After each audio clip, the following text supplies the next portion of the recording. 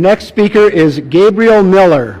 I would like to add my voice to the chorus here today in opposition to this ridiculous resolution. At a time when the rest of the world is condemning Israel for committing war crime after war crime, Chicago is fiddling around on whether to condemn Hamas.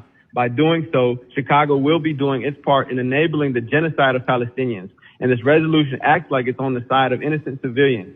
So in that case, I'd like to ask, are you considering a resolution condemning Israel for using white phosphorus against the civilian population? Are you considering condemning Israel for its planned war crime of forced removal of 1 million Palestinians from northern Gaza? Are you going to condemn them for cutting off food, water, and electricity to Gaza, another war crime called collective punishment? Did it ever cross your mind to condemn Israel when they assassinated Palestinian journalist Shireen Abu Akleh in broad daylight, or when they brutalized the people carrying her coffin peacefully, or when Israeli snipers killed innocent peaceful protesters throughout the March of Return? Did the people in office before you ever consider condemning Israel at any point since its inception, when it crammed a country full of people into a 60-mile corner of their own country, creating the largest concentration camp in history, the largest open-air prison in the world?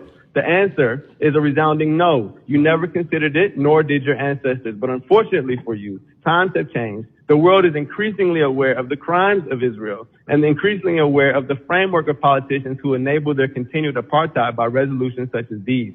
And in a city like Chicago, with majority black and brown people who have experienced the apartheid-like conditions of oppression in the United States, a generation of young people have emerged who understand immediately that we have everything in common with the Palestinian people and nothing in common with the brutal Zionists under who they suffer. A generation of people who are not surprised when we find out that our politicians, up to our president, spread lies about 40 babies being beheaded in order to rationalize genocide. We're only surprised that they're forced to walk those lies back. But of course, the damage is done. People are still spewing the debunked lies about rape and massacre of babies, even here in this very meeting, when actually there is endless evidence of Israel having killed over 500 babies in the last 48 hours alone, having dropped more bombs in 24 hours than the U.S. dropped on Afghanistan in 1 year. And finally, let it be known that condemning the attack as the actions of some fringe group misses the point of what's going on. The attacks were carried out by a broad coalition of groups from every section of Palestinian society, not just Hamas. That coalition represents a people determined to attain freedom at any cost,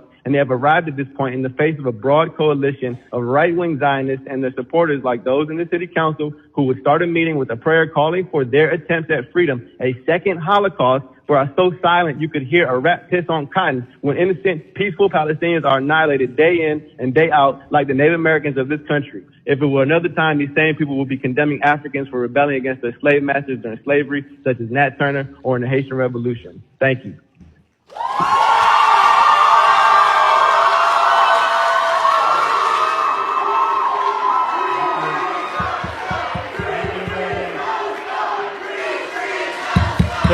Thank you. Please.